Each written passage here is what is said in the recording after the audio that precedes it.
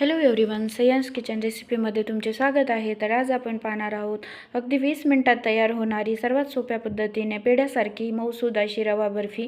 तर चला मग रेसिपी पाहूया। तर त्यासाठी मी इथे अर्धा वाटी तूप गरम करून घेतलं होतं, कढईमध्ये टाकले आणि त्याच्यामध्ये ना असं हे 1 ते 2 चम्मच बेसन टाकलेलं आहे। हे तूप आणि बेसन एकत्र व्यवस्थित छान असं फ्राय होऊ द्यायचं, मिक्स होऊ द्यायचं, तळून घ्यायचं याला छानपैकी।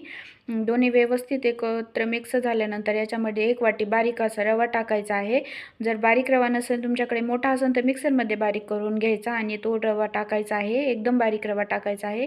तर हे व्यवस्थित असं दोन्ही म्हणजे बेसन आणि रवा हे छानपैकी असं भाजून घ्यायचं आहे एकत्र असं। गॅसची लो फ्लेम करून 2 ते 3 मिनिटं छान भाजून घ्यायचं आहे आणि त्याच्यामध्ये नंतर ना ही अशी दुधावरची साय टाकायची आहे। साय नसेल तर थोडंसं दूध टाकलं तरी चालतं, पण साय टाकली ना तर रवा फुलून येतो छानपैकी, त्याचं टेक्स्चर छान होतं।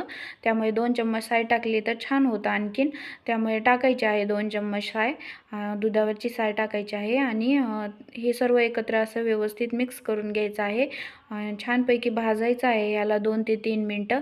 2 ते 3 मिनिटं छानपैकी भाजल्यानंतर ह्याला गॅस बंद करून दुसऱ्या गॅसवर ठेवून द्यायचं आणि ह्या पॅनवर दुसऱ्या पातेल्यात म्हणजे पॅन किंवा पातेल्यामध्ये याच्यामध्ये आपण 1 वाटी साखर टाकून, अर्धी वाटी पाणी टाकून पाक तयार करायचा आहे।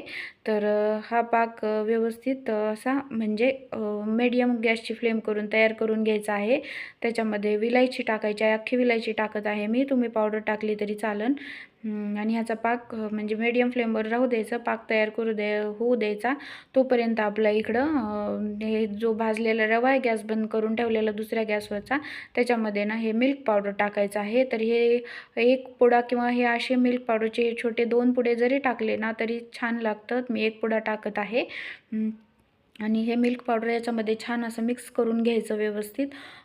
सगळं छानपैकी मिक्स होऊ द्यायचं। रवा गरम आहे, गॅस बंद आहे, त्यामुळे ते गरम रव्यामध्ये मिक्स होऊन जातं, पण गॅस चालू नाही करायचा, बंद गॅसवरच हे मिक्स करून घ्यायचं आहे। तोपर्यंत इकडे आपण जो पाक बनवायला ठेवला होता तो तयार झालेला असेल, तर झालाय का तयार तो पाहूया। तर हे पाहू शकता तुम्ही, याची एक हलकीशी तार तुटत आहे। तर अशाच प्रकारे पाक तयार करायचा आहे किंवा चिपचिपा पाक तयार करायचा आहे, जास्त कडक पाक नाही करायचा आहे। एखादी तार हलकीशी तुटणारी किंवा चिपचिपा पाक केला तरी चालेल, कडक पाक नाही करायचा, त्यामुळे बर्फी कडक होती। तर हे व्यवस्थित असं याच्यामध्ये टाकून मिक्स करून घ्यायचं। सुरुवातीला पातळ होतं हे, पण त्यानंतर 2-3 मिनिटं याला गॅसवर असं थोडंसं म्हणजे हे ठेवलं तर हे मिक्सचर असं छानपैकी तयार होतं, एकदम खव्यासारखं ह्याला टेक्स्चर आलेलं आहे। तर हे छान तयार झालेलं आहे।